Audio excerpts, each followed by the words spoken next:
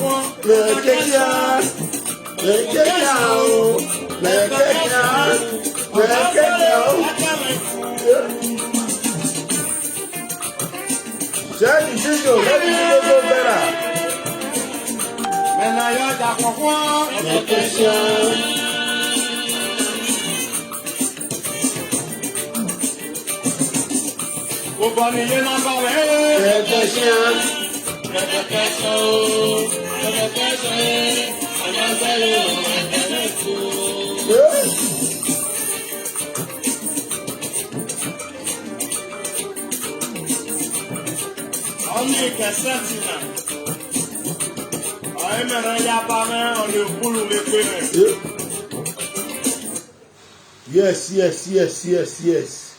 Una welcome, una good evening. Now me, una brother, all of us know new generation Prophet Atiti, the new generation Prophet Atiti. We come here today, we come wish one of our brother happy birthday.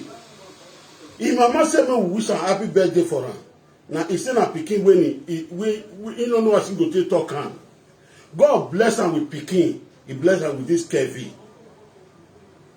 So before we will start to announce am later, I beg make una dey wish am happy birthday, make una dey press the notification bell, make una dey press the like your thing. Make una dey press the following. We need to dance first before we go start. What way? Photos over the years.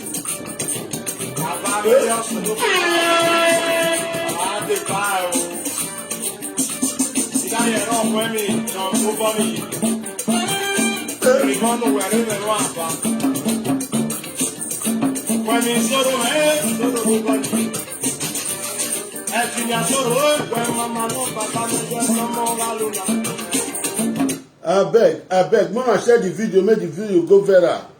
We dey wish our brother Jeffrey, Owansai, we dey wish a happy birthday today in Mama Lovette, Owansai. Now I say we go wish a happy birthday today. I beg, sister, brother, we go see this video. I beg, make una help me wish a happy birthday. Now one of our Benin brother, we Mama Lovette, Owansai, say we go wish a happy birthday. He said, don't say, we like to do this kind of thing for a pikin. Say because a pikin, na good pikin. You know what's a pikin like him? He said they proud with him for morning, they proud with him for evening. This Lovette, once year, now say we come wish a pikin. Jeffrey, once year, happy birthday. I beg sister, brother, make una dey press the notification bell, make una dey press the like of thing, make una dey wish a happy birthday. Before we go start this, we'll still play music. We're cooking. Mama no soro me no mo alu. Eza na mu me ke yo. Me na ya da ho me ta ka kia. Na ta ka kia o. Amazalo asa me ku. Me na ya da ho. Like LatinDJsProductions.com.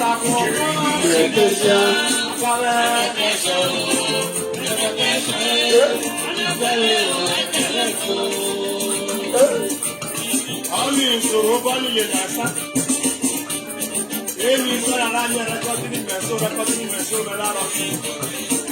Àgùdé òpè àrùn lẹ́yìn ké wà rẹ̀ kó. Ọ̀wá ní ìlú rẹ̀ lọ́dún kára lébà.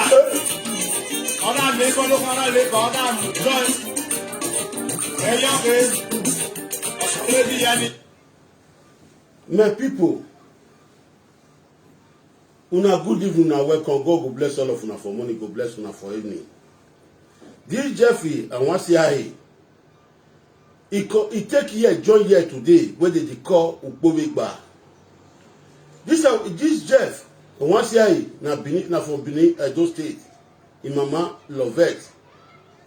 Nice one, come wish am happy birthday. My brother Jeff, as you take here, join here today, na so you take, na so money go dey follow you. Man and woman go donate you till they do favor for. Anything wey you put on for life, e go dey better for you for money, e go dey better for you for evening. Your mama say you be pikin wey you know yourself, you be pikin wey you know better thing. Now your mama come tell me, he say when I come wish you happy birthday, me do new generation dey wish you happy birthday today. Prophet Atiti, I will wish you happy birthday today. Since when I wish you happy birthday today, na so good thing I go dey locate you anytime. Say for go dey follow you for money, go dey follow you for evening, na so it go be for your life. Before we go start, mo still play small music.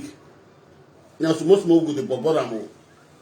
As we dey do am here now, Jeff is the celebrator for us. But as I dey comot for here now, na so I go dey run dey go make the rice no go finish. Make the beer meat wey dey cook for them may not go finish. I say one you cook wish am Jeffrey wan see I for here happy birthday tomorrow. Before I start to pick place dey go. Now since I don dress the cloth when I wan wear na I wear, so maybe later the day if I reach there I go come show una this pikin wey dey call Jeffrey, so we wan see I, so I come show una later. Before we go, mo still play the music.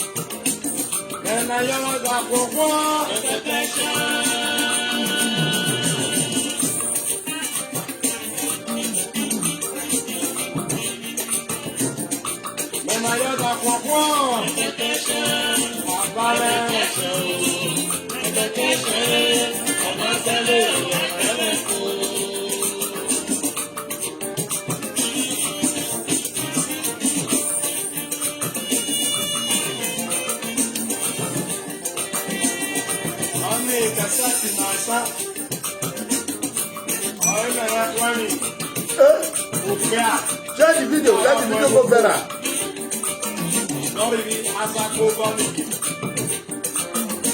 Ọ̀nà yọ sẹ̀lẹ̀ alẹ́ ẹ̀mẹ̀ yọ sọ̀rí ẹ̀yẹ̀mẹ̀ náà ẹ̀hún.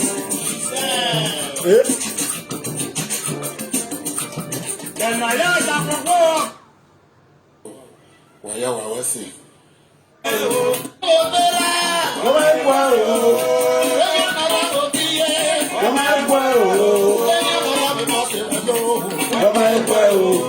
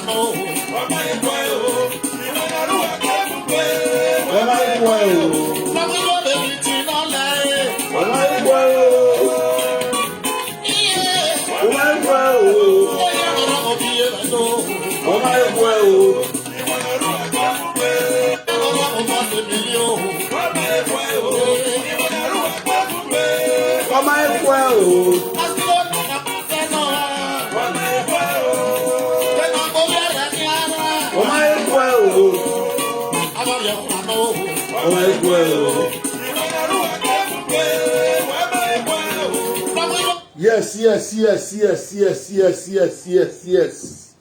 Una welcome. God go bless you for morning. He go bless you for evening. Wetin bring me come this evening? As I dey tell una just now, I dey tell una dey go. Abeg make una no vex. I wan speak my dialect. Abeg make una dey wish am happy birthday. The one wey go hear my language, the one wey no hear my language. I don speak am for broken English as I know and read just now. I don speak am for broken English. These our brothers wey dey do birthday so na Jeffrey Onwasiaye.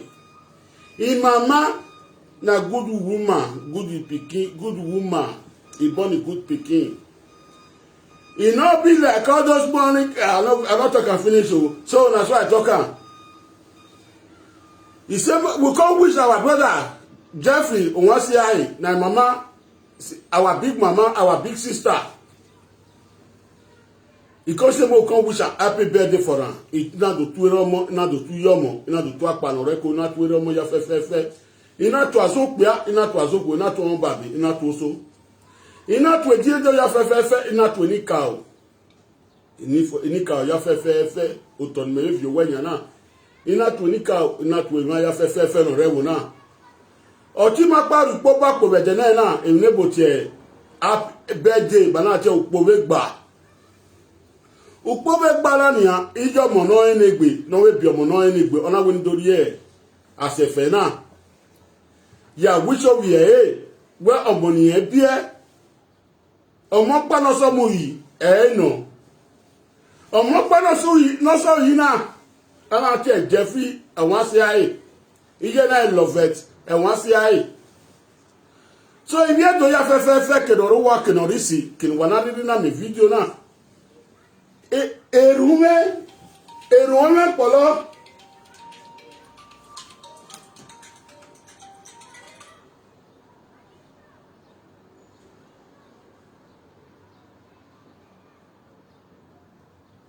Erun ewon polo ewon kere.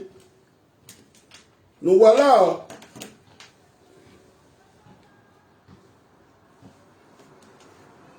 Allô?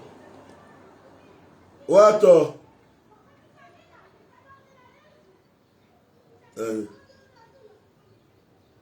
Omani later.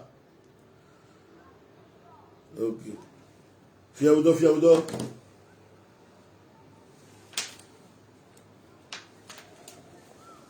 Ija mona atie lovet Onwasiaye. Ona we na do wish e Jeffrey Onwasiaye na we na wish happy birthday virgin na. Wala omona kin wala ri na me video na. Owie wa ya mi otawa ya we otawa we ya mi ni wala wa bere letter e jino ruwe happy birthday. Awo pe anodo wa wa gogo a le ku gogo. O sa bo e ji mari bawa o. E ji ma lo ma. E je na ya gogo na hi e je na omona ru upo bapo e Jeffrey Onwasiaye. Nu wala o kin wa ri aye. Ero mo gino igbo ma gino una me video na. Nu gwe gogo nu happy birthday. Omo we ni meje new generation prophet Titi meje women say wa be ye join ni. Ya wa finish wana na igba gbowo ile ni ya muze ni ya fo. Cause I wait fried rice and liver ni gba yan women mo ko wa no only fried rice ni many ha. So ya do ya mo fried rice ni ya fo. So no me video na we don't pay the negotiation bet, no pray their like or thing, no pray their following. The video make na go viral. No make na so bok no make na so boko. No ga mo pe no ma we Jeffrey Onwasiaye odugbo bapo de na edogogo. ọjọ́ pa o ọrí mànẹ́ ọ̀nàjẹ́ fa o ọrí mànẹ́ kèmíkèmí náà yá yín agbọ̀n ọmọ òkú ẹgbẹ́ o ẹ̀nọ̀rọ̀ àgbọ̀n náà ọ̀sọ̀ ọ̀bọ̀nà ma iye gba mi ọmọ pẹ́ náà sọ́mù yìí ọ̀rẹ́ Jeffrey náà wọ́n sí àmì yá ẹ̀ kẹrùkẹrù ní rí ìrìnàjà ònú mẹ́mẹ́ nínú generation etí ètò ya gbàṣẹ yọ ó sọ ọ́pọ̀ gbàṣẹ yọ ìlà wọn ìsà gbàṣẹ yọ manuel wò gbé manuel wò ta wàjọ kèmíkèmí rí ọ̀pọ̀ wẹ́ nìkan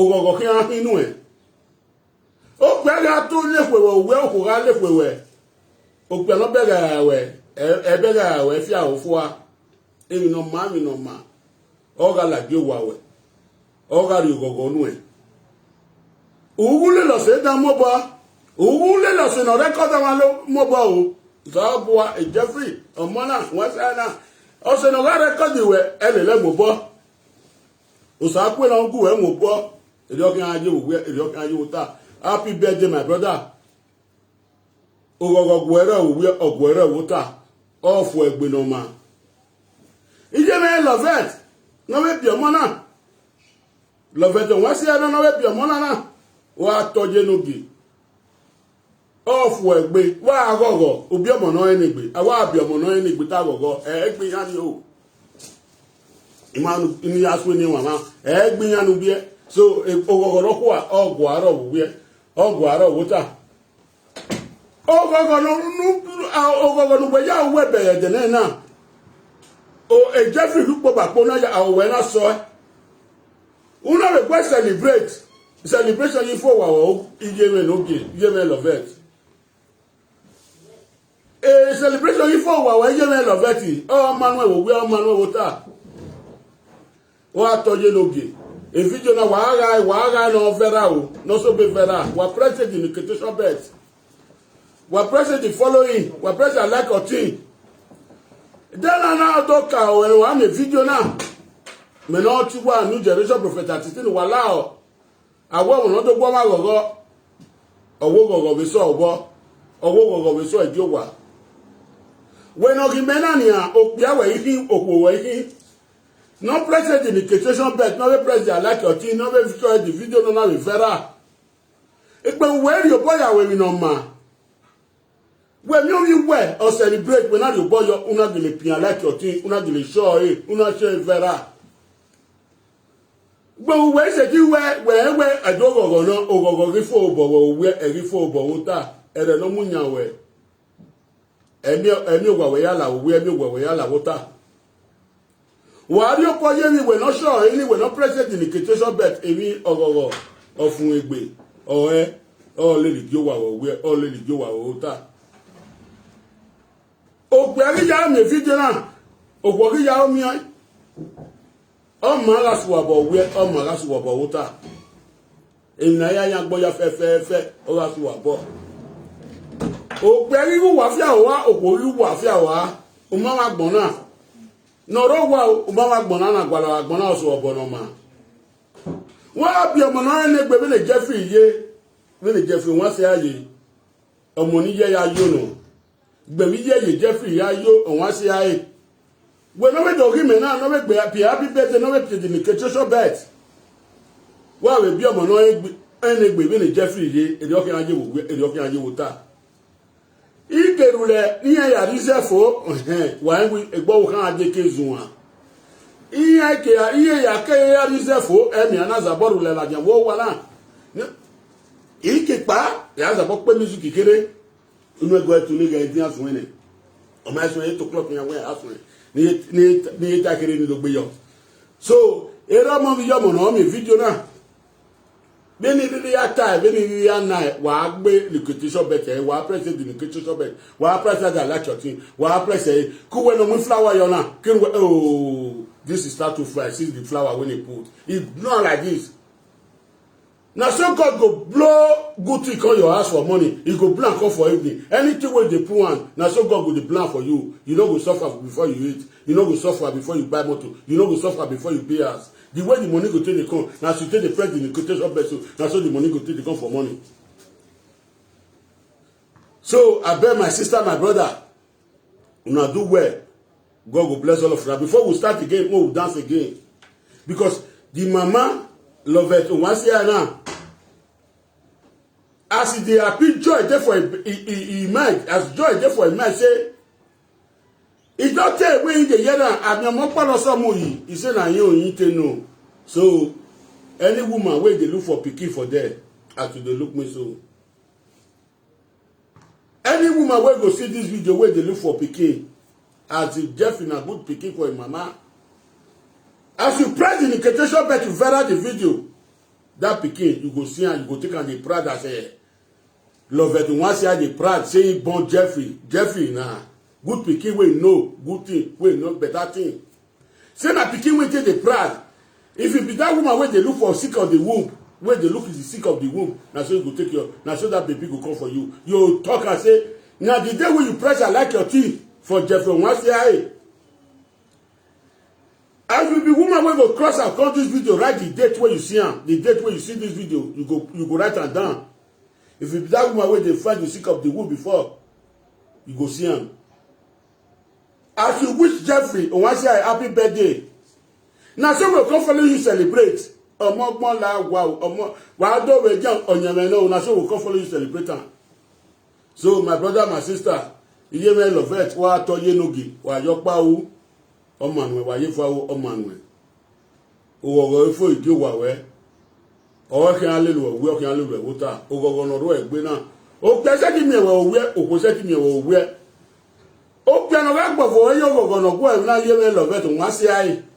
Okay, rani ya we na no rija e ba no roke. Agwe mi opala we na wo ro mo na so se kete na pa e Jeffrey o we na won si ai na.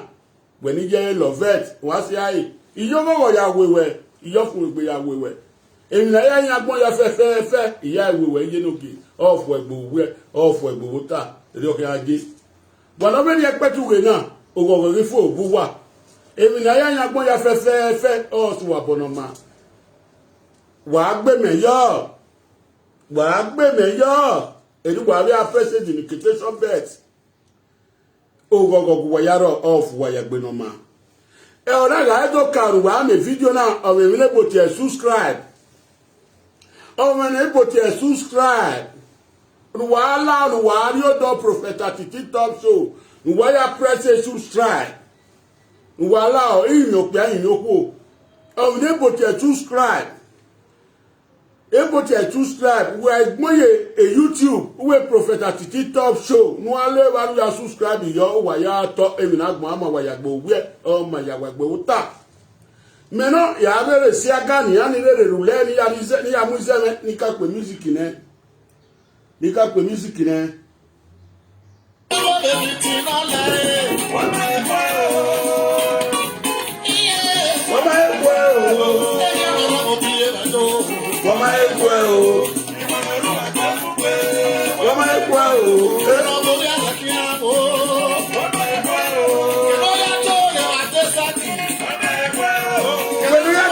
social media.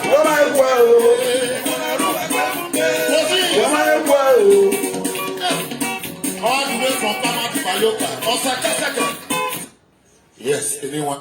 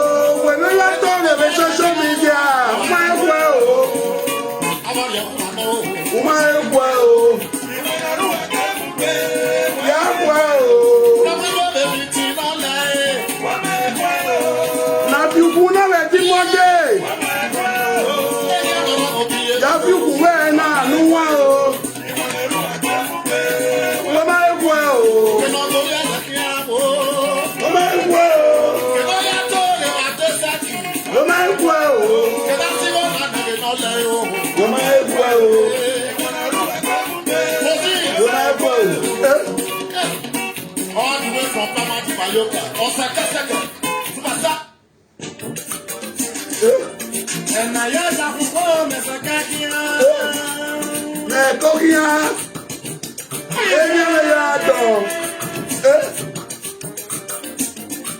And I heard that before, Mr. Kakia. Mr. Kasho. And I said, I can't wait for.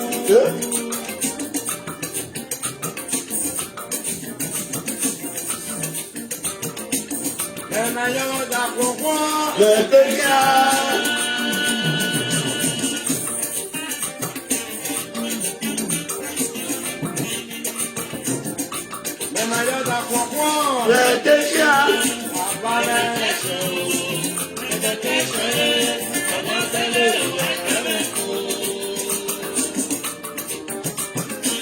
Yes. Waya Wesi. All of una do well, una thank you. God go bless all of una. As una take follow us, celebrate Jeffrey once a year. If they do happy birthday today, we as they do one today, we can wish a happy birthday. I beg, if you see this video, you'll be man, you'll be woman. Sit down, listen to them. Better things follow inside this video. As the pikin they feel Jeffrey, as they appear, as they look me so, that happiness, it go reach your house for morning. It go reach for evening. Any born of man or witch, wey say you want to disturb you because you come wish happy birthday to Jeffrey once a year. In our thunder of God, they kill in our place. Yes, we are about to close. Move for do refreshments. Move for refreshments. So we do the close now. So we want close. I beg, it go good for morning. It go good for evening. The good prayers when it dey for year. Now the people wey dey for year, wey go see this video, where their mind is clean, wey not get mind, where they take do festival, wey not get mind, where they take talk live for social media. So if you come here, you dey talk live for social media, the prayer no go reach your hand. So only the good one, only the good pikin, where they speak English, where good, where mind is clean, plus the Edo way good, where no say na better thing. What is good, the prayer go reach one for money, it go reach for evening. Now so una thank you, God go bless all of una. We don't close. Una good night until tomorrow.